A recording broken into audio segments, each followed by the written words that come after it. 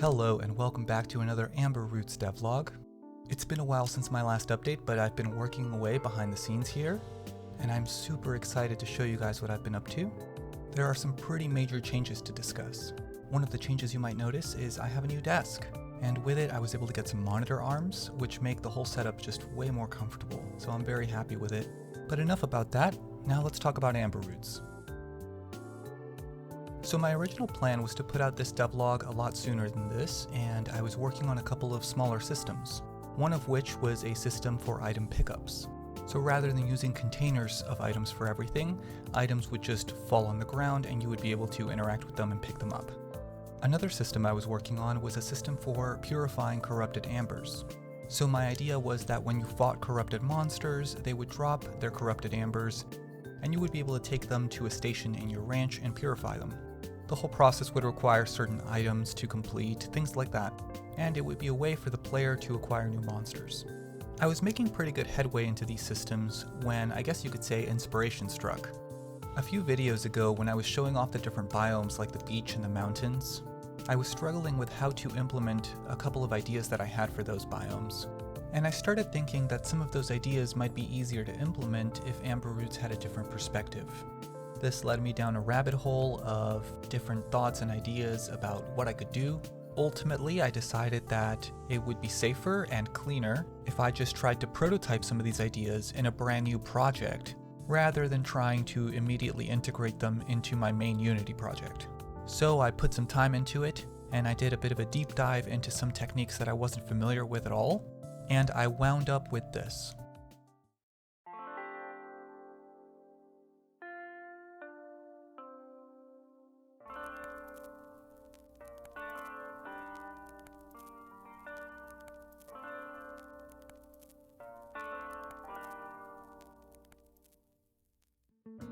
Okay, so the first and most obvious change is that this whole thing is in 3D, which is a pretty major change for Amber Roots. But I have to say I'm fairly excited about the new opportunities that something like this would bring. I also started experimenting with shaders and post-processing effects, and those are two things that I have virtually no experience with. But I have to say I'm really happy with how this is turning out visually. I think the shaders and the post-processing make the game look a lot more alive and a lot more polished. There's still a long way to go and a lot more polish to be put into the effects, but I'm really happy with how this is turning out. In all the time I've worked on Amber Roots, I don't think I've ever been as happy with the visual style of the game as I am with this. Alright, so let's go into a little bit more detail about what exactly is going on in this 3D prototype.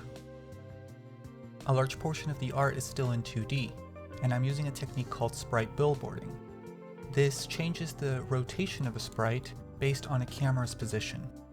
This has a really nice effect where you've got a 2D sprite that's always looking at the camera. And though it's a technique that's still used today, especially by some indie games, I definitely recognize it a lot in some retro games like Daggerfall and Doom, where you had 3D environments that were fairly new at the time, and 2D sprites walking around in those environments that used billboarding. I don't have much experience at all with 3D modeling and 3D animation, especially for characters and animals and that sort of thing, so getting the sprite billboarding to work was a pretty crucial part of the prototype. Fortunately, it really wasn't that hard.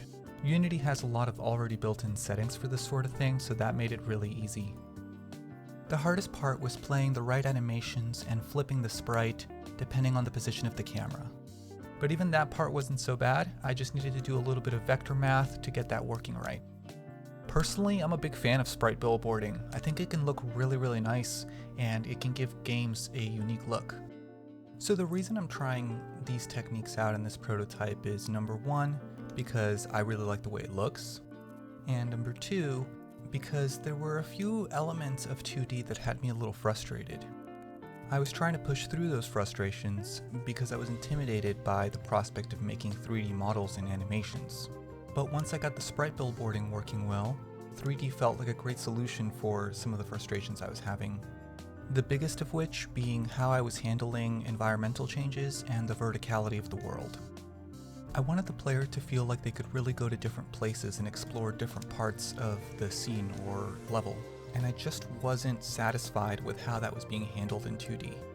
This became more apparent to me when I made that video about biomes that included the beach and the mountains. Using the stairs on the cliffside of the mountain to go up to simulate verticality worked well enough, but it just wasn't really the effect I wanted. I also wanted to leave myself open to the idea of underwater exploration, but that was going to have to be a totally different scene in 2D. I really wanted to emphasize the importance of exploration in Amber Roots. And I know that this is totally subjective and up to each individual's taste, but I guess I just find myself enjoying 3D exploration more. Don't get me wrong, I love top-down 2D games, but when I think about the games that I really get lost in, looking behind every nook and cranny, those tend to be 3D games. For me, I think of games like the Elder Scrolls series and other games like it.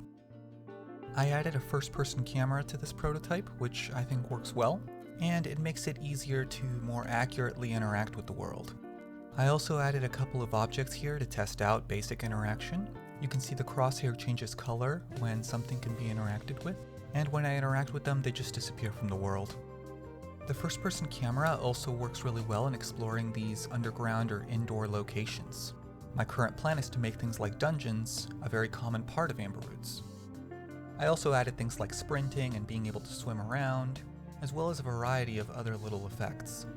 Now, when I started working on this prototype, it was with the perspective of trying something new out that I wasn't sure I was going to implement into Amber Roots. As such, there's a lot of things here that could still use a lot of work. In particular, there's not a lot of variety. I only have one tree model, for example. Some of the textures need to be remade as they're not the best, and the environment itself is really rather simple and doesn't have a lot going on. But this was just meant to be a quick little playground where I could test out whether or not this is actually a fun direction to take the game in. And to me, the answer is yes. I'm probably having more fun running around this environment in spite of the lack of game mechanics than I was in 2D. So I think the next step is to start importing systems from my 2D project into here. That way I'm going through one system at a time and modifying the things that might need to be modified for 3D. And admittedly, that process is going to take a little while. But the more time I spend with this prototype, the more I think that it will really be worth it, and that Amber Roots as a whole will really benefit from the new direction. But I really want to know what everyone thinks, so please leave me a comment and give me some feedback about this. It's a really big change for Amber Roots, and I'm personally very excited about it, though it will mean some extra work. But yeah, if you enjoyed this video, please give me a thumbs up, and if you're new around here and you want to see more of Amber Roots, you can subscribe. And as always, thank you so much for watching.